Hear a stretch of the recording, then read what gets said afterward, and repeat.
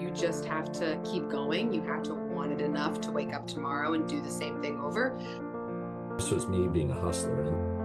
The only way that I've gotten to this point in my life is to try to treat people the way I want to be treated. Welcome to Ground Zero Growth with your host, Sam Sapp, owner of Lockbon. Hello, everybody, and welcome to Ground Zero Growth. I'm joined today with my guest, Todd Milner. How are you doing today, Todd? Doing great. Good to see you again, Sam. Good to see you, too. Always a pleasure. Always a pleasure. Actually, I'm having a moment of realization. I think you and I first met at Kansas City B2B. It was when you were presenting on the Fathers Club. Does that sound right? Exactly right. It was, and I believe an individual who introduced us, his name was Randy Bratton, who also works with the Fathers Club. So, a combination of those two things on that event. Yep, that's exactly right. That sounds right. So tell us, you're working on a slew of things kind of right now. Tell us what it is exactly you're working on. And I like to tell folks, if you wanted to, this is your opportunity to platform. Let somebody know who Todd is that doesn't know who Todd is. Wow, that's an open-ended question that could take the whole entire podcast. But let's see. I'll run through a quick list. What pays the bills? What my Monday through Friday, if you will, W-2 is what CBiz, financial accounting, tax and audit firm. I do business development for them here in the Midwest. So that pays the bills, and large office here in Kansas City keeps me extremely busy. If I'm not doing that, then I'm leaning into Father's Club. It's a mission started in 2018 to get dads more proactive and engaged in middle schools and high schools. Now we're even kind of moving into elementary schools. There's 40 plus chapters in the Midwest here, mostly in Kansas City. And my role has kind of changed over the years. I was on the board, just recently stepped off after almost 8 years, led the mental wellness workshops for men, dads, if you will, helped some of the chapter chairs grow their chapters, et cetera, et cetera. So a lot of fun stuff there related to just getting dads more motivated to be in their kids' lives. C-Suite for Christ is a new venture that I started here in March. Again, leaning into a mission to try to help business leaders, right? Lead with their faith, how to be more bold and be encouraging and connect with other business leaders here in the Kansas City market. And so that's C-Suite for Christ. I'm the market president, and 6 months under my belt, and we're making a few inroads. We're having a little bit of an impact. Things take time, as we all know. Mixing our faith and business sometimes can be a challenging topic. So we're navigating that as well as we can. Not far behind that has been starting a coaching and leadership practice, kind of fueled by Five Capitals. Five Capitals is a great place for just coaches and mentoring and content. They provide, a great platform. And then within that Five Capitals, I've created my own coaching sort of practice called M5, which M5 has got 4 components to it. I won't drill into it, but M5 is the movement that I'm starting my coaching business with. So if those things aren't keeping me busy enough, I've got 3 20-somethings running around the country. Oldest, my son Ethan, is in LA, 27. My daughter here, one of my 2 daughters is here in Kansas City, is starting in EMT school. And then my baby girl, the youngest, is up in Lincoln, Nebraska, just about ready to wrap up her 3rd year of law school and head off to be an attorney and save many from legal whatever they do over there. So anyway, that's the world I live in. Single dad, trying to manage that world with 20-somethings and undo all those other things, lean into missions and serve others. That's very exciting.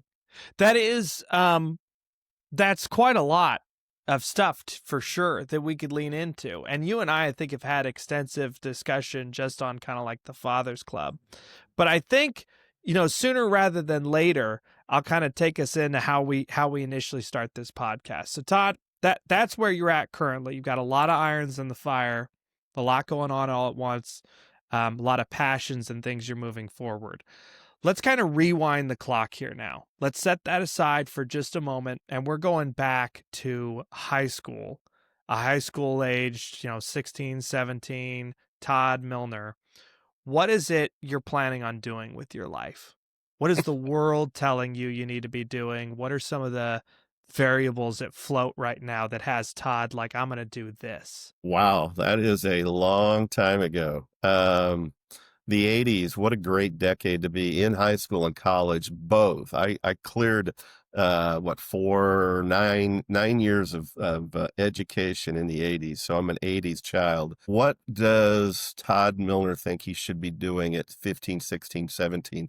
Honestly, I don't think he really had a clue what he wanted to do.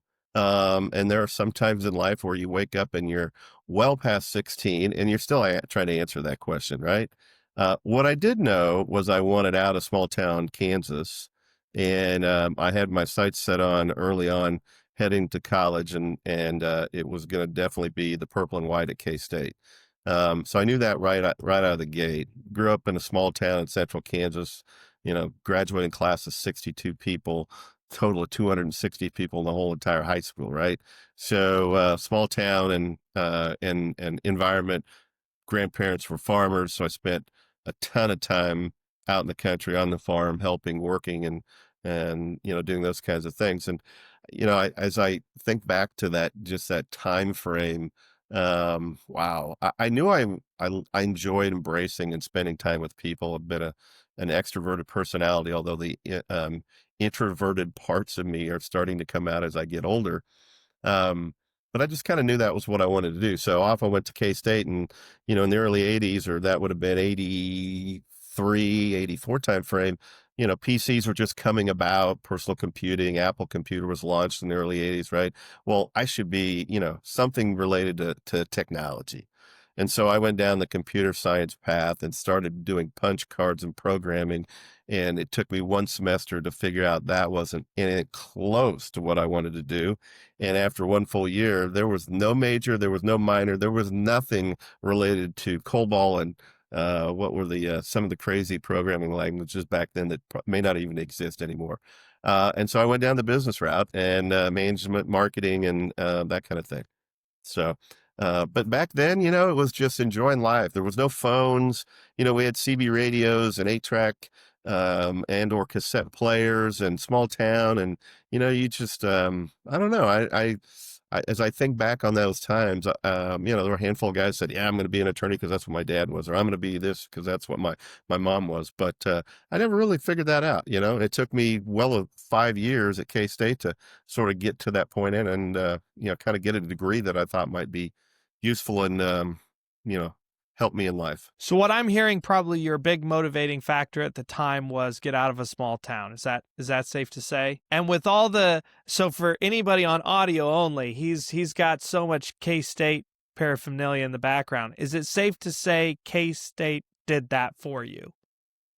100%. What K-State did was got me out of small town, but it also surrounded me with a whole lot of like-minded people from small towns, right? And if you compare and contrast the two universities here in Kansas, K-State tends to be more that small town, anything west of Topeka, if you will, Kansas, and KU is sort of the opposite, come from the city, Chicago, Kansas City, St. Louis kind of thing. And so I found myself moving out of small town, but then comfortable with a lot of the people that were there because we kind of had a lot in common. So did that kind of help?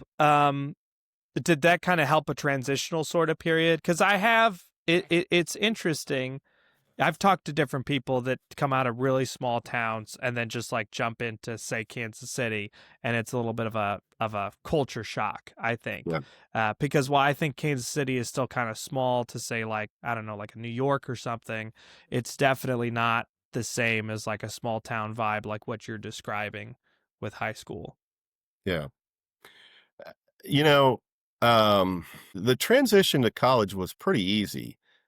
I had been on my own since probably 11 or 12. You grow up in a small town in a split family. You live with your mom who's working 3 jobs and a younger brother, and you find yourself kind of just doing your own thing because that's just how you have to. And the community really raised the concept of the saying, it takes a village to raise a child, was very true in many respects growing up in, since I was 10 or 11 years old up until 18. So making a transition, living on my own, man, I was dying to do that, and I already had been doing it for the most part anyway. So it's just great to be able to do it with a different address and not have people that kind of watching out and looking over at you and seeing, are you in trouble? Did you do that? What are you doing? Why didn't those kinds of things. So yeah, no, it was a good transition. Good, good. That sounds difficult. So you said more or less you're kind of helping take care of yourself and your younger brother at 11. Did I get that right? Correct. Yep. And so, and in the main, then it sounds like the town, no, I think you described obviously no smartphones, none of that, none of the internet. So in the main, you're getting about town, and in general, the neighbors are kind of helping raise. Are you getting into trouble? What are you doing? Are you a little bit of a troublemaker? Not at Arguably. all. No, not really. I'm sure I had my fair share of silly things and things that you look at your 20-somethings or teenagers and just hope and pray they don't do the same things because the world's just different than it was then, right? I mean, we're in a town of 2 stoplights. I mean, how much trouble can you really get in, right? And Yeah. so no, I wasn't a troublemaker at all. In fact, I was probably the opposite of that. But again, like anybody growing up, you do silly things and you wish many years later, you wish or you wouldn't have, or at least you learn from them. You hope anyway. Okay, so getting back into college then. So you said it took you about 5 years to kind of decide what it was you wanted to major in, and that was ultimately business. Did I get that right? Correct. Marketing and management degree within the business college. Yep. Okay, so then what's your first role out of college? What's that first job that's like, we need somebody in marketing and business? So Todd guy, we like him. when your GPA is below 3.0, your first job is to build a big folder of rejection letters because you go to one interview after another interview after another interview, and you watch all your buddies and friends who are going to work for Coke Industries and Cargill Industries and all the big companies that come on campus to do recruiting for marketing and sales kinds of roles, and you just get one rejection letter after another, right? And so the initial And is role that because I'm going out on ignorant? Help walk me through this. Is that because it's at the top of your resume? Is that because they're calling the college? Like, help I me think out here. I think it's a combination of the interview, the skills and the things you don't know at 22, 23 when you're interviewing for that first job, and then the GPA, right? So many, and this is 1988. Okay, so you got to go backwards a little bit to kind of understand it, and GPA was an important part of that, right? Where Okay. my strength was what I stood on and what I felt confident in is I'd worked myself through college. I'd worked since I was 12 years old, on and on and on, right? I paid for myself to go to college myself. Nobody's going to help me if I didn't do it. So those were the kind of things that I felt were more important than, did I get a 3.85 in marketing and management? And so the first job I took was really sort of an odd industry. And as I look back on it, it was a great learning experience, but thankfully I'm not in it anymore, was I went into finance and insurance in the car business. And I didn't go to work for a used car dealer. And people would say, you think about dealerships and buying a car and that whole just not fun concept or whatever. That was there. But the company that hired me was a national company that placed individuals around the country. And so their training and sort of the process they went through really taught you a lot about business. And you really learn quickly a lot about people. If you didn't learn it in college or you didn't learn it in some other industry, you really learn quickly about people and people skills in the role. And so that was my first job, moved me to Wichita, Kansas, and spent not quite 2 years doing that before I finally got myself into more of what I would call a professional sales or marketing role that was uh, more aligned with what I wanted to do with my life. And you said finance and insurance in the car. Were you in the dealership or? Mhm. Yeah. So, Okay. you go buy the car, you get it all done, and you're either going to write yourself a check, go to your own bank, or write them a check, go to your own bank, or you go to the dealership can provide financing for you. And that's what I did. Okay. We were the So mean guys in the office that had to finish up all the paperwork when you were ready to get out of there, and you'd spent 8 hours trying to buy a car and trade your other one in, and the whole experience, right? Think about you can't think about the 80s. The car experience way different than buying a car today. Way different. Well, but even like today, even like, I don't know, 10 years ago or so, I've got, family and friends kind of in the industry. And so it's interesting to talk through. I think so much more happens behind the scenes that I didn't even realize. I mean, obviously there's going to be a lot of statistics and data and, personalities involved in buying a car.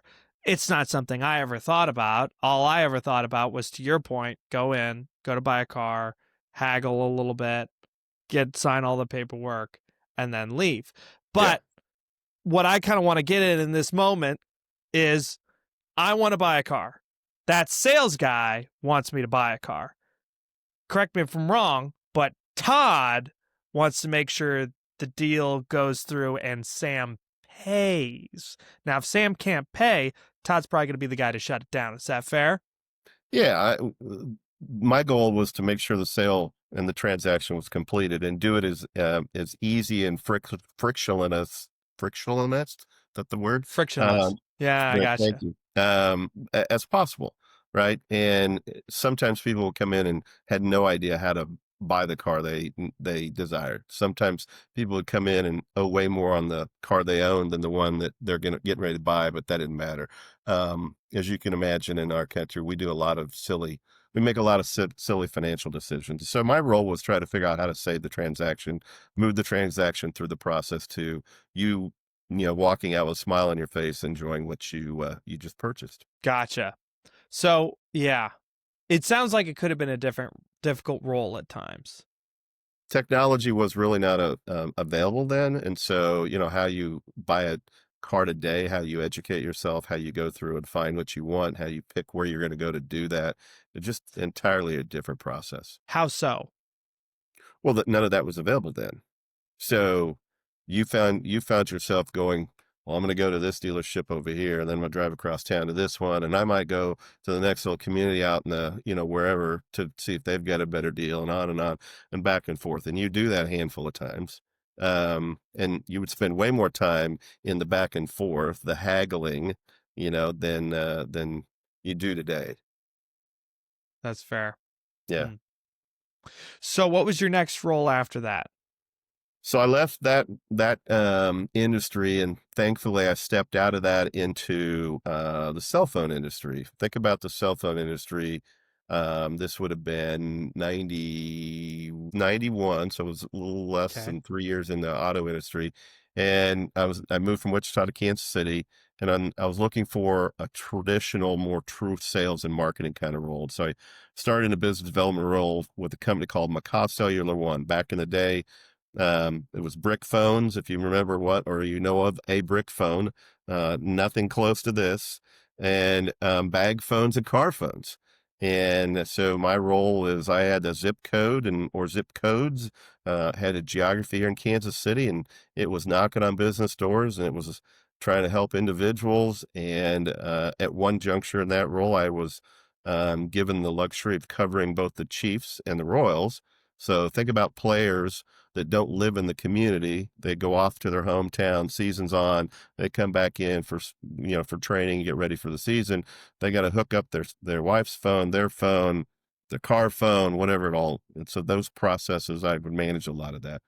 So that gave me an opportunity to sort of create, not only on paper, but as well as experience-wise, an opportunity to say Todd knows how to get into business development. He's good at sales and marketing aspects of that, so that was here in Kansas City, and it did that for not quite 2 years, which led me into healthcare with a company called Abbott Laboratories. But before we go there, Macau Cellular One, I do have, a couple great examples of when we think about professional sports players, we usually put them into categories of, financially, we'll put them into different categories.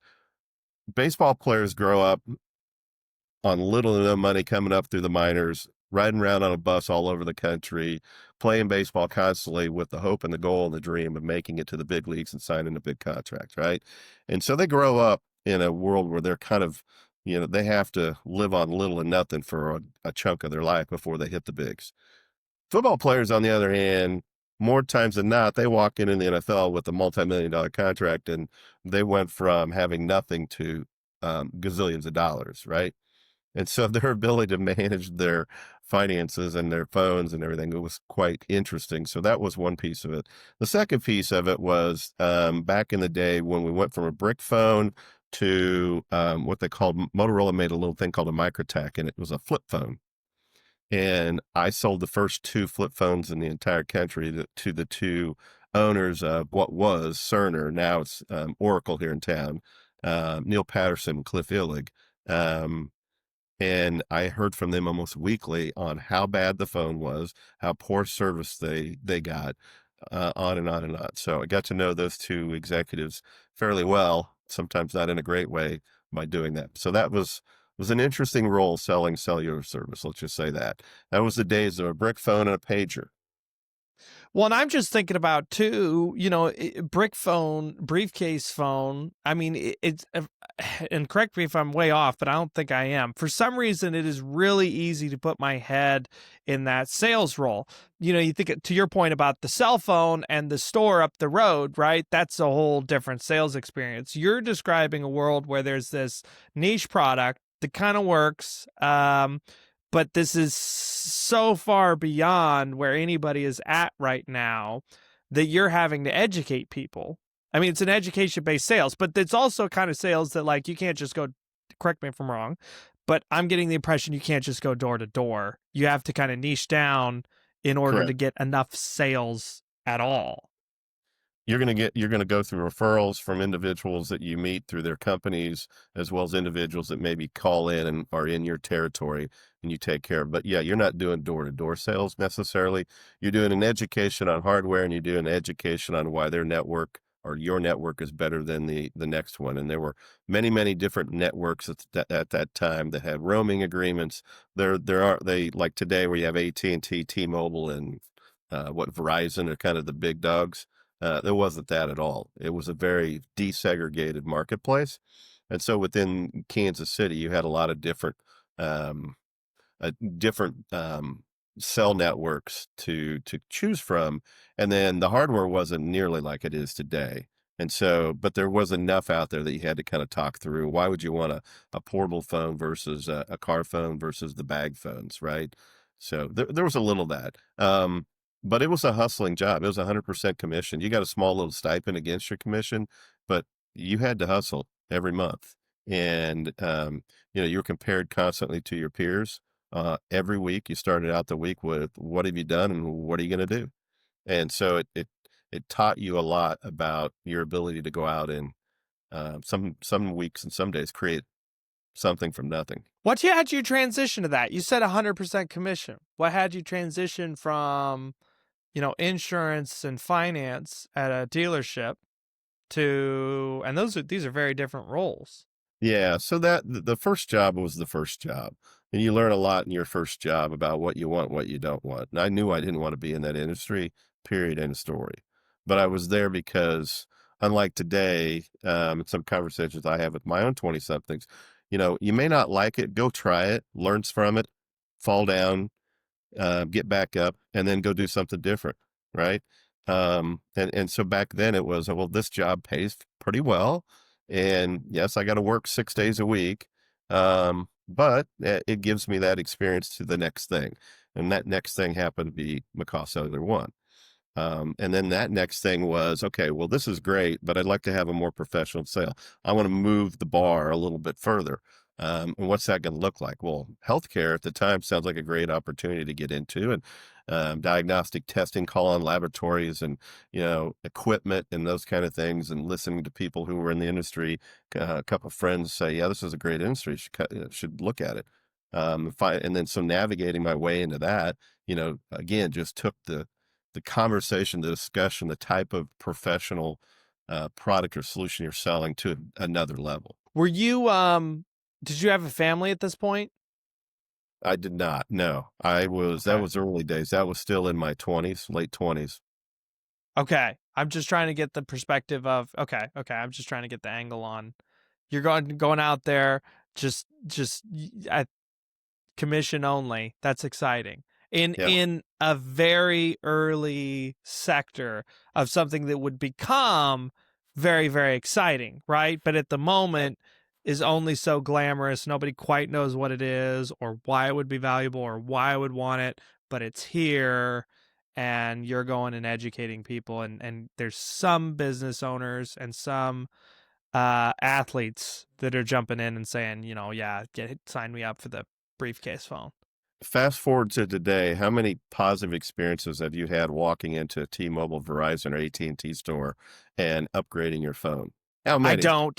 I don't walk into the store. I just don't want to do that. Most people, exactly. Most people don't. So what's funny is it's kind of the way it started, and it made some progress, but it really is still kind of the same business and the same kind of very transactional kind of relationship, right? That's the other part of sales and marketing that I learned as I was going through is there's the transactional parts of any job. If you're in sales and marketing, I would argue maybe in any parts of your life. But then there's the relational sides of the business or what you do professionally, and that was hard to find in the car industry for sure. In the cellular business at the time, absolutely. And then as you moved into other roles, that's where that became much more important, was building those relationships and helping others win whatever their win was, as opposed to it's a transactional thing. I have this, you want it, here you go for whatever price, and rinse, repeat, etc. Well, and so to expand just a little bit, and to your credit, I think exactly, part of the reason I don't go into the stores is because there's two carriers, at least for us personally, that we're in pretty good with, and the account managers for both have been pretty fantastic. Early on in business, I realized it was about relationship for sure. And so at this point, our account manager at one, he's like the manager of the whole department now. Of course, he'll just pick his favorite rep and then pair me up with them, and they'll Right. facilitate the transaction at the time. And then the other carrier, used for other reasons, they like us so much that anytime there's a new package, he just calls me up and says, "Hey, we've got this new package. I don't know if it lines up with anything you've got or not." He knows what my initiatives are for them, but it's a great example of, if you walk in and make it transactional, that's all it'll ever be. If you make it relational, to your point, the carriers aren't really great at this. I think it's just because I'm on the business side. That's the only reason it's more relational. On the person side, it is definitely you walk into the store and it is what it is. Some of the carriers too, I'm sorry, we'll end up down a rabbit hole. I got to be careful. But some of the carriers, I kind of joke, there's one in particular that is so big that unfortunately the only way to really get anything done, you've got to kind of explore the legal regulatory route. And even then, I don't know how much you'll actually move the needle. They're just so it's not even, I tell people, I'm like, I don't hold anything against them. It's just that they're so massive and the different departments themselves are so big and they don't commingle well. So if you have a problem that will move from one department to another, which is any problem that's like an actual problem, by the way, not something that's like unplug it and plug it back in. Right. Your odds of like getting them to solve that are rare. You're better off almost just canceling your cell plan and starting another one. Right. Anyway, so okay. Fascinating industry. How did you handle so you got to know some powerful people that bought a cell phone that didn't like it. How are you handling and it's not your fault. It's the nature of the beast at the time, all these different carriers. How are you handling that? That could be kind of a frustrating thing, right? When you don't have any control over, and yet it does kind of reflect on whether you want it to or not. Yeah, I think you're always looking, at least in the early days, of my career. I think I looked at, if I take care of you no matter what, that generally will be beneficial to me in the future, whether that be you wanting to do something more with me or you making a referral to somebody, friends, family, colleagues, et cetera, et cetera.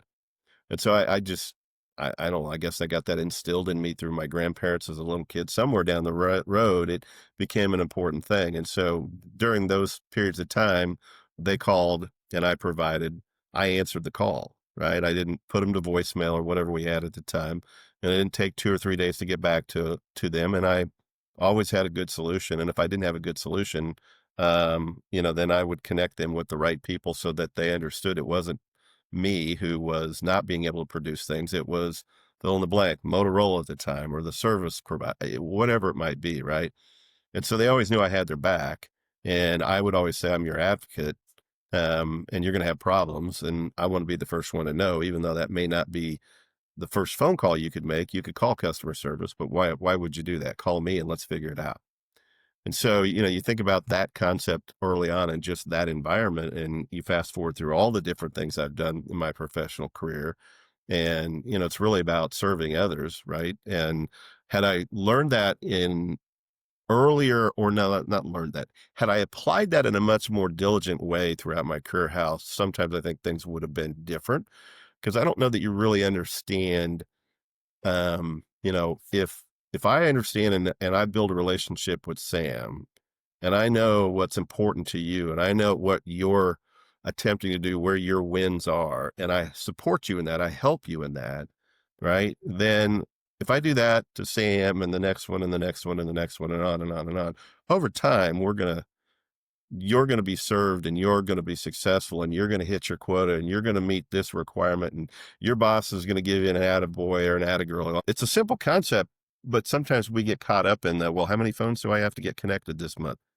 How many medical devices do I have to sell this month to meet somebody's requirements set in agreement that I signed, or a quota that I was given, or on and on and on. And so we think kind of that transactional way until we finally start to slow down enough and get mature enough in our our individual self, and understanding that it's okay to not think about those things, but help others. If I just help enough people, I mean, Ziegler said it forever, right? If I help enough people get what they want, I'll get what I want. And so I think those concepts sort of existed in my head and my heart in the young days, but they really didn't come out until later on. And I think that's just a sense of, or just a process that comes through maturity. We all have to grow up at some point, and you hopefully learn from your mistakes, and you just get better each and every time, every year, and every time you interact with someone. Well, and I feel like there's probably stages of that one too, because I remember mindset shifts specifically on that, like exactly what you're talking about. When I first started the business, it was definitely, I want to help. I want to be as helpful as I can possibly be, right? And then the business grows. And then there was definitely a stint in there, right, where mentors and coaches, it's a numbers game. It's a numbers game. It's a numbers game. How many phone calls did you make? How many emails did you send? And on one hand, it's weird because on one hand, there's value to that. You need to know your numbers. And I mean, you definitely need to be, I don't know, working within those efficiently and effectively. But for me, I've definitely noticed if you get hung up on the numbers only, you lose the person component. And what's worse is you get less of what you want, right? Because now you're just a cold calling, annoying individual who's slammed a list of 100, but maybe only booked one appointment or whatever. Right.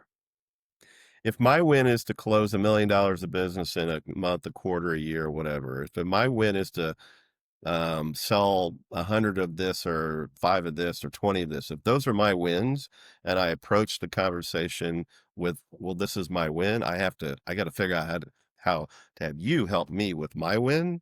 More times than not, I'm going to fail, or it's not going to be long term.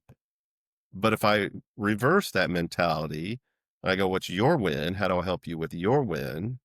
And sometimes that's going to mean you're going to help me with mine because we're going to do business together. But many times it may be that I don't what your win isn't my win. And so I'm helping you do something that doesn't directly relate to a transaction I would like to do between the two of us.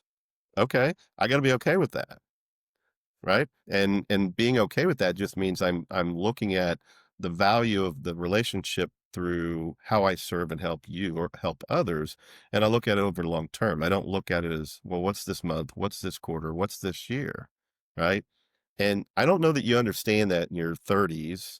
Maybe you do, but you don't until your paths start crossing with clients and customers and colleagues over time in different roles. And you're like, wow, we worked together, and I'm really glad that I never burned that bridge. I'm really glad that you thought highly of me. I'm glad that fill in the blank, because so many times that could have turned out way different. In what you were desiring. Maybe you're making a career change, or getting promotion, and somebody in that circle of influence just how happens to be somebody you used to work with 10 years ago. So Hmm. So fast forwarding on your career walk, what's kind of your next big position, so to speak? So if you were yeah. to pick another kind of key role you've played along the lines getting to here, what would that Hmm. next one be? Yeah, it's a great question. So there were multiple roles within healthcare, and specifically in biotech and diagnostic equipment or hardware.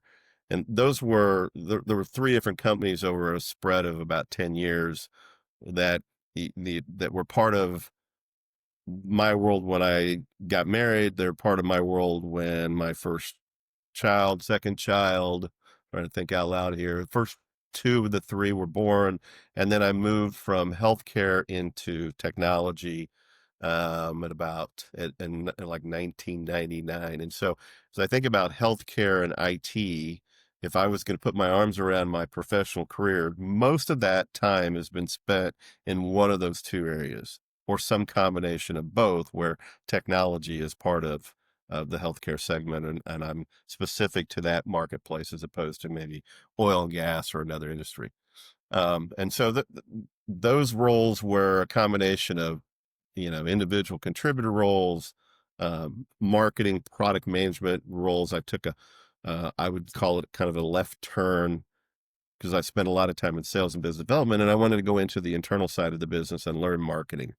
So I wasn't directly interfacing with clients. I wasn't carrying any kind of quota. I was working on, how do I support that sales team, that sales org out in the field? What do they need in terms of product development and marketing and collateral and positioning and strategic planning and thinking? And then internally, how do we take a product that, is not available or approved in the US, but is in Europe, and how do we make that available to thought leaders in particular industries? And how do we engage and get the technology? And that was interesting. It was a marketing role that was different, and not something that I would have. I did it for a while. I'm like, okay, I learned a lot. Not what I want to do with the rest of my life. So there was those pieces. But again, that's probably a long-winded answer to what you're asking, but most of it has been in that area. And then there was a small stop in another industry we can talk about too. Well, could you give me a success story within that? Because what I'm hearing is a lot of sales and marketing strategy for teams and new market products. So can you give me kind of a one that's like, oh man, this is going to be really really hard, most likely, or it was harder than you thought it would be. You're like, this will be easy. It's like, whoa, no, this is going to be way harder than I thought it would be, and but you feel like you hit a home run.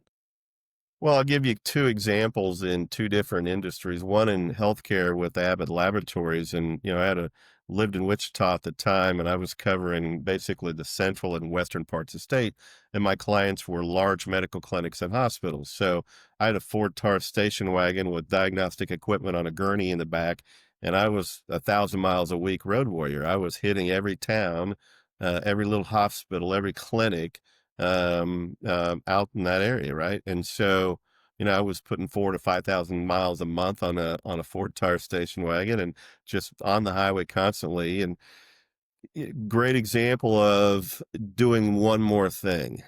I'm going to do one more. I'm going to pick up the phone one more time today before I shut down shop, right? I'm going to make one more stop. I'm going to fit whatever it is, right? Friday afternoon, I'm headed back, and it's 3:30, 4 o'clock, and I'm driving through a little town, western Kansas. I won't mention the town, but I'm about ready to get to the edge of town and clear it and just keep on going. And something inside me says, nope, you need to stop. What else you got going on? I got nothing going on Friday night when I get back home. So why not? So I do a quick U-turn, pull into the hospital parking lot, go in, and I'm like, is the lab director available for a few minutes? Just wanted to introduce myself and blah, blah, blah, blah, as you might do, right? And individual comes up and the lady says, well, he's in a meeting, but he said, why don't you just come on back and he'll meet with you? And it just so happens he's in the meeting with the COO and the CFO of the hospital, and they all are kind of done with their meeting, and they're just like, hey, come on in. I think it was most people would not have stopped, and most people don't stop. And it just so happens the conversation was around upgrading a whole bunch of diagnostic equipment. And so I literally walk into one of the, as a sales individual, you couldn't ask for a better environment and an invitation in to have that conversation that was already kind of preloaded and ready to go for you. It was teed up. I mean, that doesn't ever happen. Small town in nowhere, Kansas. And so I sit down, introduce myself. They start asking questions. I start giving answers. And 2 weeks later, I had a proposal completed and signed.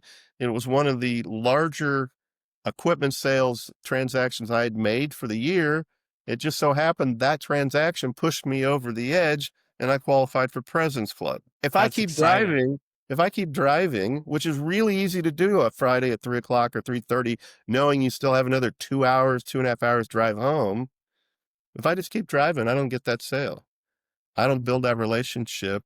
I don't go to President's Club, which actually ended up 2 President's Clubs back to back. And then I got a promotion out of it because of the performance. And so it is a great example personally, as well as I tell my children all the time, when you think you're kind of done, when you're just tired, you just don't feel like doing that one more thing in life, do the one more thing and see what happens. And more than likely, that one more thing will produce something good. So that's one great example. Another one is, and feel free to tell me you want to No, go. no, well, there's two things I really want to talk about in here, just personally, and I think I'll hit on the second one than the first one if I had to pick one. Okay. I've noticed that same thing. What do you think that is? So I kid you not, the one networking meeting I don't want to go to, where I'm going to meet a bunch of people, right? I'm just worn out. I'm tired. It's a long, and sometimes we stay home, but I tend to try to push through it and go. If it's on my calendar, if I plan to go, I might be tired. But I'll probably make it anyway. It's always that one that I meet someone that moves the needle in a very significant way than any other meeting that had ever been had before, which is half the reason I was planning on not going anyway, right? It's like, Right. last month hasn't been productive and I'm worn out and I'm tired and I just don't want to go. But then you go anyway, and then that's the one. It's like, what are the odds? What are the odds? What is that? Isn't that life in general, though? I mean, it doesn't necessarily need to be boiled down to just our professional lives, in as much as that's probably where we measure it mostly, is that one phone call, that one meeting I go to, that one event that, I'm going to go meet a bunch of people I don't know, and I got to, get business cards out, and I got to actually, go shake hands and kiss babies and do all these things that I'm really tired. I don't want to do it, right? I think it really boils down to just making a little more effort than the next person. And the majority of people in the world, whether you're in sales or marketing or any role you're in or just in life, are comfortable just kind of here. And those that exceed and excel and get the reward, fill in the blank for what that looks like, are always the ones that just do one more thing, just a little more that one day, that one week. And, it's sort of like being a parent. I know you're a young parent. I'm a few years ahead of you in terms of of being a father, but you do all these things with an expectation that you'll probably never see the reward, but you keep doing them. And then one day you get the phone call, you get the text, you get the FaceTime, you get the, hey, dad, and you're like, the tank's refilled again. So much like what you said is I went to that meeting, or I go to these meetings and I meet somebody who's really important to what I want to do in my life. Well, that sort of refills the tank so that you're ready to go do that again. You wake up the next week, the next day, prepared to go, I can do that again. I can do that again. Right. I don't know. I think it's just effort. And I just don't think most people want to make the effort. And in our world today, where we live in screens and we live in social media and technology that kind of runs AI that starts running our world, it makes it even more difficult, in my opinion, to want to do those things because it's so easy to punch a button or tell somebody else to do it for you. Right. And I don't know. That's just back to relationships. And I can just picture that meeting in that hospital literally like it was yesterday. So, but good question. So the next bit, and this is a bit little selfish, so as little as we need to take on this, but I do have the question, what would you say is kind of do you have some tips or tricks to get it? So in that scenario, right, you imagine it's the salesman dream. You've got everybody in the room you need to talk to, and they happen to be talking about exactly what you want them to talk to, but that rarely happens. So Right. for anybody listening that's kind of like, we're all in sales, really, to some degree, whether we admit it or not. How do you navigate making sure everybody that you needed in the room is in the room? Wow, that's a tough question because I think it never works out the way you want it to. I think getting all decision makers in the room is a combination of things. It's one, why do they care? Why is it that they're going to give you 5 minutes or 50 minutes of their time? And making that relevant to the individuals that are on their team as well as them. That's the first thing. I don't want to just do a meet and greet. I don't have time to meet Todd. I don't know who he is. Oh, he's with that company. Great. Fine. I just don't have time right now. Right. So I think it's a combination of people finding value in what you do and what you provide. Number one. Number two, it's just being genuine and honest and trustworthy. I mean, we say all the time in sales, if I know you and I like you, there's a good chance we're going to do business together. So when you say getting decision makers in the room, before I get decision makers in the room, I want them to know me, and I'm going to try my hardest to get them to like me. And I'm going to do that because I'm coming in to help you, Mr. CFO. I'm coming in to help you, Director of X, because I now want to help you succeed in whatever it is your goals, your wins are. So I'm trying to invest in the relationship, understanding what's important to you, not, hey, I got this bag of stuff over here, something I know you'll probably like. So let's talk about what I have and see if I can sell you something.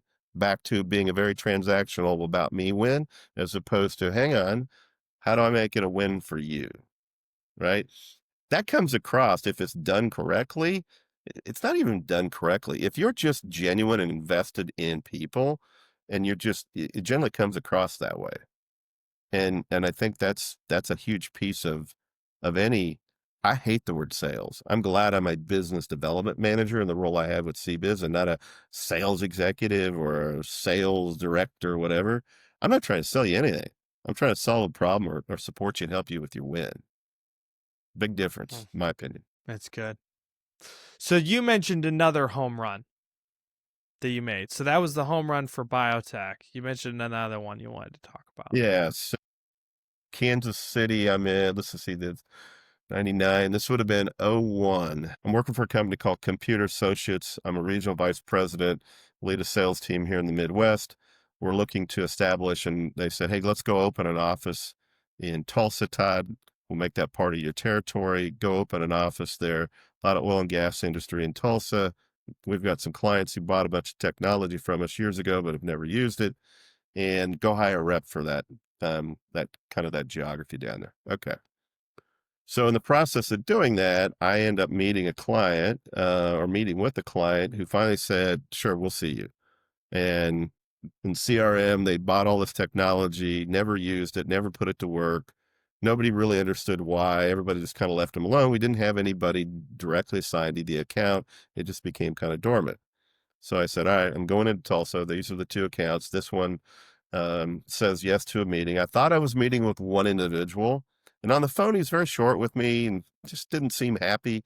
But he was reluctant, but he gave me some time. So I show up, lady escorts me into a conference room setting, not at the end, but just off to the right of the end of the table. This long conference room, and probably a boardroom type of conference room. And I'm sitting there. I really don't have any idea what we're going to talk about. I know what they bought, but I don't really know what he's going to ask me. Why are we going to have this kind of meeting with just two of us? It's a big conference room, whatever.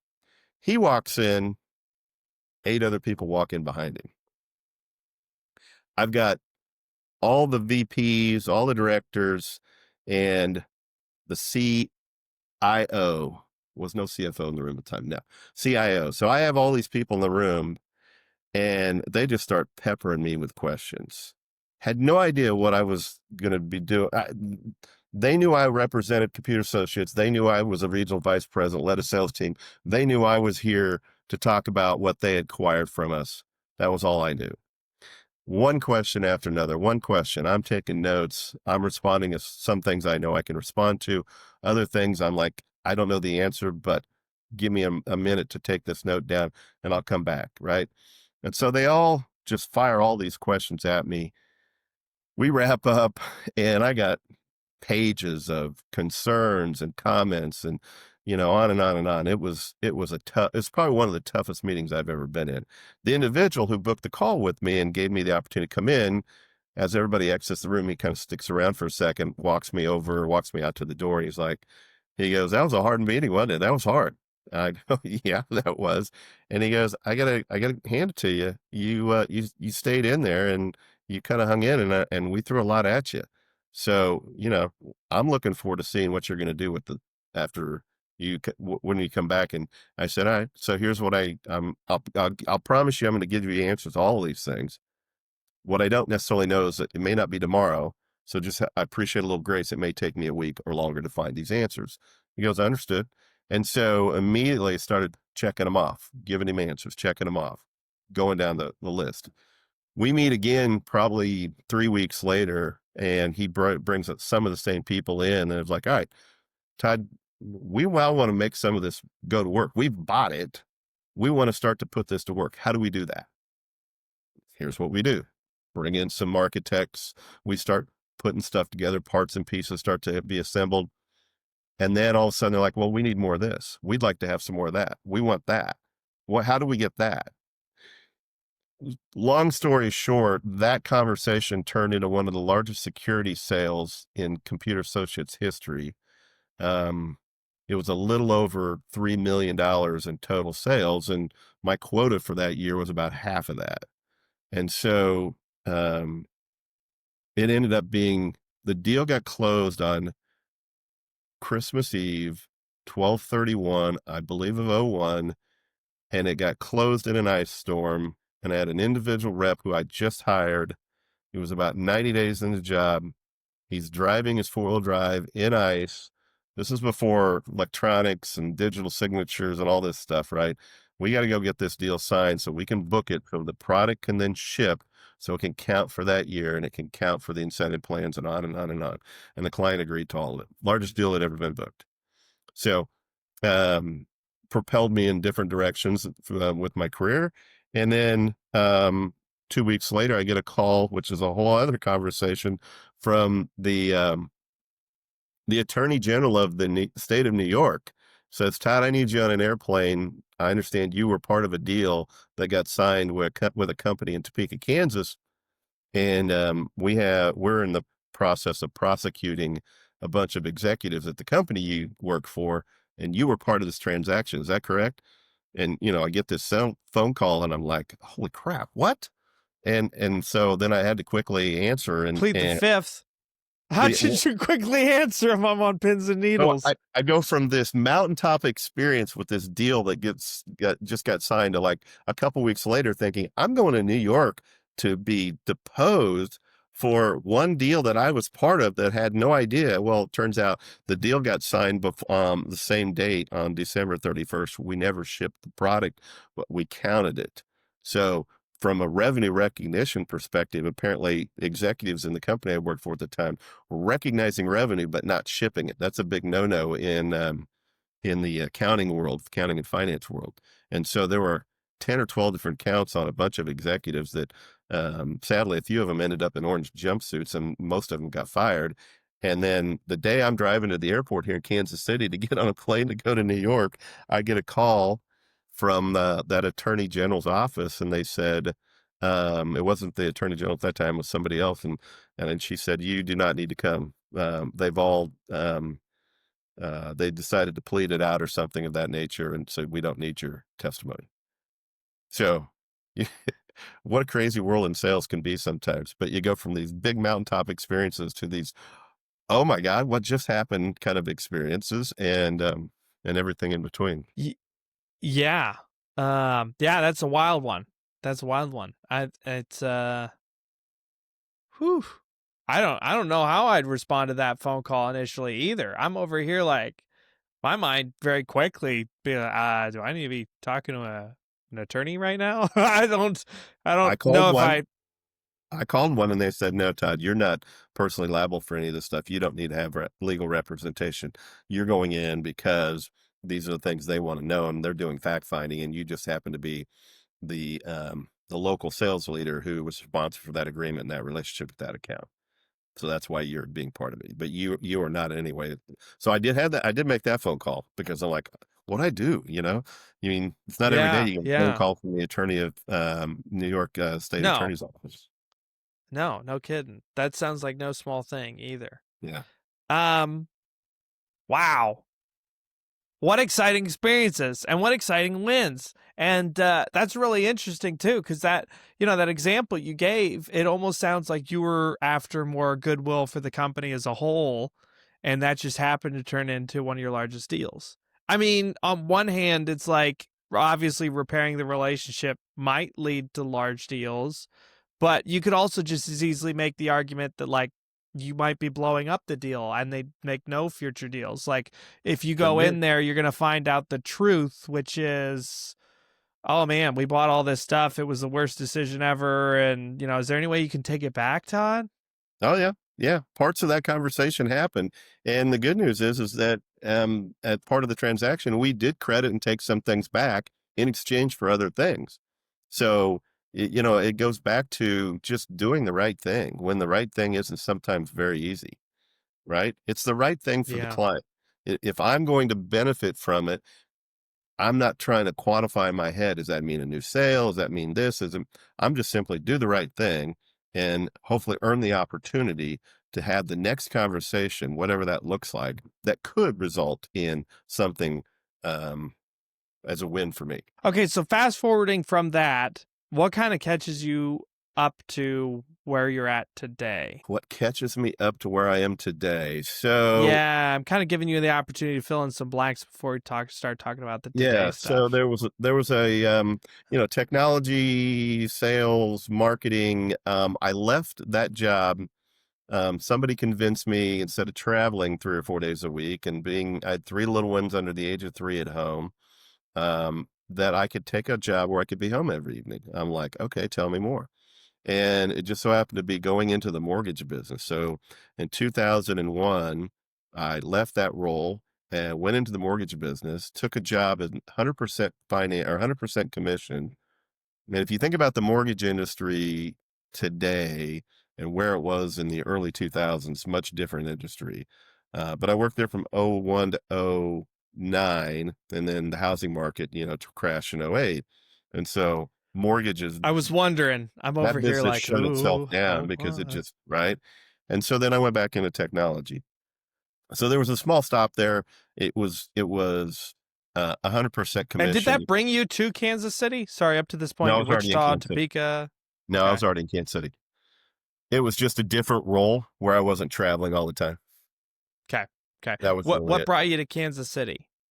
The job with Abbott Laboratories brought me to Kansas City. Moved me from Wichita to Kansas City. Yeah. Okay. I had a small stop in Maryland for a year and a half, a stop in Minnesota for a year and a half. My son was born in Maryland before we moved back here. That would have been, when was he? He was born in 98. So that was 98. So a couple stops outside of that, but we came back to Kansas City. It's where family and friends are. And so when you have a family, we had our first was born in Maryland, the other two here in Kansas City, and that brought us back here. But Yeah. if I think about today and I go backwards, just go, this role that I have today and go backwards to the, say, 5 years. I work for a company right here, Pomeroy, Yeah. for about 5 years in a technology role in business development. And, I walked out of, I qualified for President's Club 2 years ago. So if I could do some math here, that would have been 23. Got to President's Club and learned that they had fired the executives, all the executives except one across the board. We're a private equity owned company at the time. And they let go of my VP and a whole bunch of others. And I was introduced at a President's Club trip to the new executives that are going to run the company. And if you know anything about private equity, they're looking for a return on investment, EBITDA at 14% or better. And we weren't anywhere close to that. And so they said, all right, here's the line. Above the line, you're gone. Below the line, you can stay. And they just made some major, major cuts. After 5 years with the company, I'm like, do I want to stick around and wait for them to take this part and this part and this part and put us all together in some new company and wait for the smoke to clear and then spend most of my days listening to frustrated customers? I don't think so. So as I started dusting the resume off and kind of thinking about, well, what does this look like next? 5 years of the company, did well, just come off a President's Club, enjoyed the people I was working with, had a great team that surrounded me of solution architects, support engineers, great boss, on and on and on. Really enjoyed it. What do I do next? And back to relationships and people just so happened to see on LinkedIn an individual taking on a new role, and I hadn't talked to him in a while, so I reached out to him and I said, "Hey, congrats! What are you doing now?" And so he started talking me through why he took the role, and then we were sort of wrapping up. And he goes, "Hey, by the way, I'm struggling to help our recruiting and department figure out if we can't find any replacements. Everybody we interview just doesn't get it, or they're not the right fit, or on and on and on." And he goes, "Know anybody?" And I go, "Well, tell me about the role." And then all of a sudden he goes, "Well, what about you? You just told me you're kind of thinking about moving or switching jobs." And I'm like, maybe. He goes, "Well, why don't we do this? I'll put you in touch with our local recruiting individual, and you guys have a conversation and see what you think." That conversation led to 9 more electronic, digital, virtual interviews and a job offer. And that's what Seep is. And so that was May of 2023. Yeah. So I'm 18 months, something like that here. Or was it 24? Can't do the math. But anyway, I'm working on about 18 months in the current role. And why did I come to this role? Because of that. And just a different environment. Had no idea I would ever found myself talking to accountants, CPAs, and but it's not about what we do. Our solution is tax, audit, accounting, and advisory services, right? Benefits and insurance. It's about solving problems and helping others. So, the widget is sort of interchangeable in most respects, right? The conversations are going to be different, obviously, and potentially the individuals up and down the executive, the C-suite, if you will, are going to be potentially different. I focus more on CIOs and CTOs. Here in this role, I'm more into, chief accounting officers, chief CFOs and COOs. But it's really kind of the same conversation around where's the pain points, where's the problems, where are the partnerships you love, why, where are the ones you don't, how do I help, that kind of stuff. That's fantastic. Cool. Cool. I mean, it sounds like a lot of it has been in biz dev almost kind of since the beginning a little bit, because even in that finance and insurance role for a dealership, you were probably getting a decent bit of exposure to that. Yeah, there were 2-3 stops where I led sales teams, and I enjoyed learning about that. And at the time, that was great experience. What I've learned going forward in a couple different roles in the last 10 years, I would say I just enjoy taking care of me, myself, and I, and building relationships and helping clients. I always say the hardest part about any job is people, right? Get the people out Yeah. of the way. Our jobs are easy. Um, And so, the middle layer, kind of that director, VP field role that leads sales and marketing teams, that's a hard role because you're Yeah. feeling the pressure coming from the top and you're trying to help those coming the other way. And you're kind of sandwiched between critical decisions and hard things. Yeah. Yeah. No kidding. No kidding. So now that we're kind of caught up here, you're working a few different roles. Is there one in particular we want to zero in on? Let's talk about five capitals in the M5 movement, just because it Yeah. applies to kind of the relationship building and the coaching and just serving and helping others. And then it kind of focuses, that sort of comes out of and similar role with Fathers Club, when you think about men in general. So I think that'd be a good Okay. place to go. Let's zero in on that. What are you doing for that? How's that coming? So when I think about all these different roles that I've had over the years outside of the W-2, the professional role, just leaning in and trying to support others. And I think about, the experiences that I had as an individual, as a father, as a kid growing up, now a single father or living a split family, et cetera, et cetera. You get to a point in life where you kind of step into these stages where now how do I make impact and how do I give back?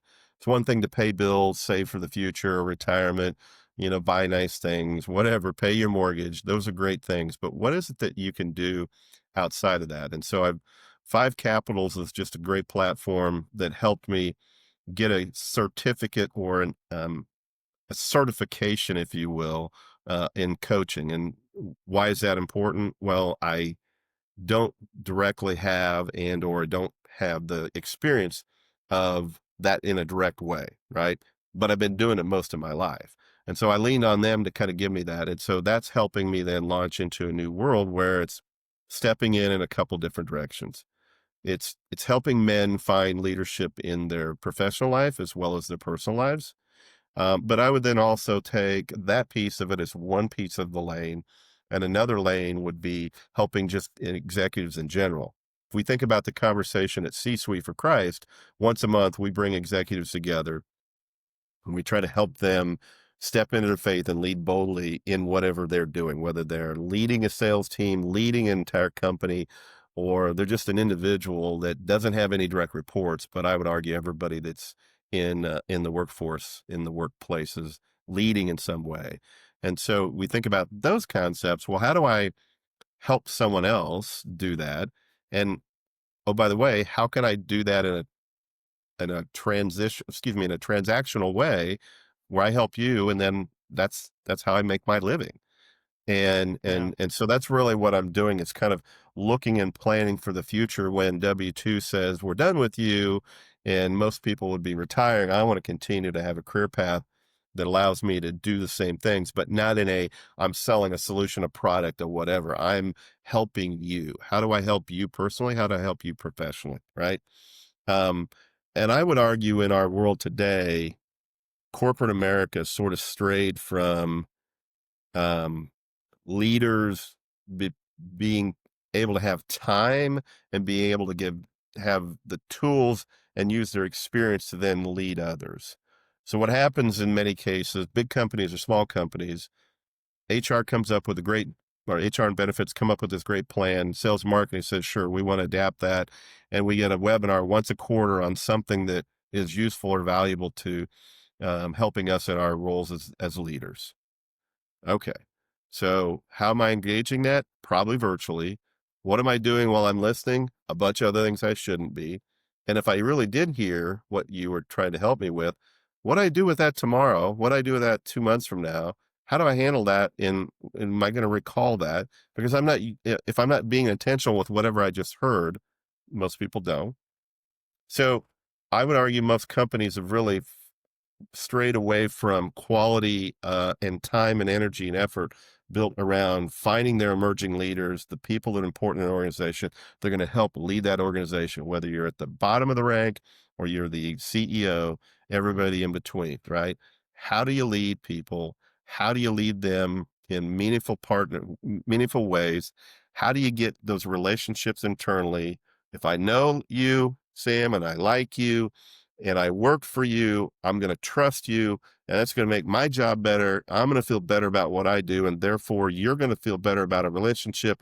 I'm going to be more engaged, and we're both going to be successful because we have that. If Sam only cares about Todd and the bottom line of what I produce, and I'm an interchangeable part or piece, and if I don't hit the number, I'm off. He's going to move me on. Then that's just a transactional relationship again, and I'm not going to be there long. And then you're going to be frustrated as a middle level manager that your team's constantly turning over, and you just need to be looking inside at yourself. So for me, that 5 capitals gives me the framework. The M5 movement is really trying to get individuals to understand both personal and professional. And we talk about what's the mindset first. How many people have the right mindset about their job? What's the mechanics? What are you doing on a day-to-day, week-to-week, month-to-month basis to make yourself better at different things that you're doing as far as your profession? What's the motivation? Why are you in your job, Yeah. Sam? Why are you and I sitting here today talking and having this conversation? What's our motivation for that? And then once we figure those things out, how do we continue the momentum? And some people are very good at doing it on their own. Most people aren't. They need coaching. They need somebody to help them along. They need a size 12 boot and you know what, once in a while. And then finally, do I have a mission? What's my mission in life? Do I have a family mission? Do I have a personal mission? Do I have a professional mission? Right. So those are the 5 M's as part of the M5 movement. And that's what we're talking about is where can I lean in and help you in those areas, no matter where you are in your career or your personal life. And so that's something that's just kind of getting started, but has really been sort of boiling and coming to the surface through the things I've been doing with C-Suite, the things I've been doing with Fathers Club, with the mental wellness workshops, the things I've learned in my professional career, the things I've learned personally as I think about, being a single dad coming up almost 15 years as a divorced man who's 60 years old. And you're like, okay, what does my life look like, going forward? And how do I impact others? And how do I impact this world in a positive and meaningful way? And that's going to be outside of a conversation with CBiz or Abbott Laboratories or Computer Associates or Pomeroy or any of the other companies that I worked for over the years. That's exciting. That's very exciting, Todd. So I'm about ready to start to move into wrap up. Is there anything you feel like we've missed that we should have hit on? No, I don't think so. I think we caught most of the stuff. I mean, maybe one piece of it, and back to the guy lane, the dad man lane, is I've been part of a men's group since 2011, and we meet once a week every Monday night from 7 o'clock, and it's unless there's a Chiefs game on, which there is tonight, so we won't be meeting tonight, but we will be watching football together. That men's group is a community of guys. There's 17 of us. A few guys have stepped in and out of that group. Chapters of life cause you to have different things, and some things are more prioritized than others, and you get busy with other lanes in your life. But anyway, this group has been together since 2011. A big chunk of them came in 2005 to 8 time frame, or sorry, 2011, 2014, said that wrong. And here we are almost, 11 years in, and I would argue whether you're a man or a woman, if you don't have a tribe that you trust that can walk with you in life, whether it's raising kids or it's going through hard things, losing parents, or, God forbid, having cancer or some major operation or disease you got to go through, or, struggling with raising teenagers who are, smoking weed and doing things they shouldn't be doing. And right. And all of those things, you can't do it on your own. And so that's been a huge piece of my life, was that tribe of guys. And we've created a trust and a transparency and an accountability, that it takes the world, in my opinion, doesn't know how to do this very well. And so if there's another piece of the leaning in and passion, is every time I meet somebody who, and I hear these little things that your spidey senses up. So many guys are looking for community, and we're just not good at it. Women are really good at finding community and talking about their feelings and, sharing and being transparent and all that stuff. We don't like to do that stuff. So that's another big piece of the world that I think is missing. And I'm just grateful that I have a bunch of good, solid dudes around me. And quite honestly, and the connections with their families and their wives has been so meaningful as well. It's not just the guys. So Yeah, that's huge. To your point about the world today, I think we've lost the ability to be intentional with our time. I think it's a big part of it. There's just so many things vying for our time.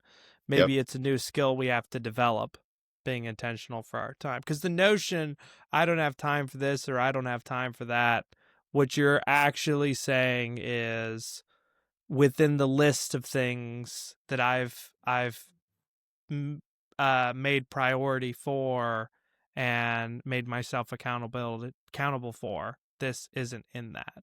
But when you right. understand that though too, you can then also understand, should this be a priority? Should this be something I make myself accountable for? Which takes you right back to why everybody needs a coach. I'm a firm believer, having spent enough time now. I wish I would have embraced a coach in my early 30s and 40s, even if it was once a month or once a quarter in a more purposeful, meaningful way. It's no different than the conversations now we have coming out of the pandemic and the crazy world we live in for the last 5 years. Going and going and spending time with a professional counselor, somebody who's trained in counseling, spending that time and energy shouldn't be an ER visit. It should be more Mm. like a normal routine checkup. I go to the gym, I work out my health. I go see my doctor to make sure my physical. Why am I not going and taking care of my heart and my soul? Right. Yeah. And so it's much that same thing. Right. And I think that's where the world is, and corporations, I said earlier, are slowly but surely coming around to the fact that we don't know how to do this stuff anymore. So let's go find a Sam. Let's go find a Todd. Let's go find somebody who understands my culture, can come in, embrace my executives, and help me build leaders and help me build a community of people who love working in and build a culture that I'll keep them. They're not just here for the transaction. Yeah. Yeah. So moving into wrap up, there are two questions we like to ask every guest. Okay. So the first one is, we have a motto over here that goes, if we have seen further, it's by standing on the shoulders of giants. Who's been a giant in your life, Todd, that you'd like to pay homage to in this moment? Or homage Wow. to? A giant in my life. Well, I don't think there's just one. That's going to be hard for me to narrow it down to just one. I would say, I always say when people say growing up, how did, growing up, in a small town and divorced family, et cetera, who would be the giant? Then I would lean to my grandfather. My grandfather taught me just life in general, hard work, taught me how to shoot a gun, taught me how to shake a hand, taught me how to have adult conversations, look people in the eye, taught me the value of just life in general. And so I think, when I think about my younger days and the formative times that you go through, he passed away right before my graduation of my senior year in high school. And so I would say he was probably in that piece of my life. He was the giant then, definitely. The And then second, not far behind it was, sorry, not far behind my yeah, grandfather was my grandmother, who built my tree house, who took me to church, who on and on would sit and listen to me and things that I don't think she really even understood, but she just, as grandmothers do, they just have that amazing ability and experience. So, I have to add her into that too. I stood on both shoulders. if there was a pithy saying or general rule of thumb that you've found to be true again and again and again, what would it be? The Zig Ziglar comment always comes up. If I help enough people get what they want, I'll get what I want. It's a good In one. my signature block, if you look at my email, I don't know if I even got one up because I haven't looked at it in so long. That's kind of sad. I can't remember. Your smile is your logo. Your personality is your business. How you leave others feeling becomes your trademark. Saw that That's a good some one time too. ago, many, many years ago, and it just kind of stuck with me. So, and then the last part is just go out and serve others, help others. And, it's amazing what happens when you serve somebody else and do it with, nothing attached, right? You're not looking for something in return. I think that brings back so much joy to your life in general. Probably more than you asked, but there you go. Everything I asked. Thank you, Doesn't fit Todd. doesn't fit on a business card, but that's okay. I really appreciate you making the time and being with me here today. This has been an absolute joy. Absolutely, I agree, and thank you for inviting me, and love to see how this goes and where it goes next, and thank you, appreciate it. Bye, everybody. Hello, everybody. I wanted to thank you for listening to today's episode. It's such a blessing to be able to interview such fantastic individuals. If you're interested in listening to more, we look to post every Thursday at 10 a.m. You can find us on YouTube, Amazon Music, Spotify, and Apple Podcasts. Thanks so much. Have a blessed day.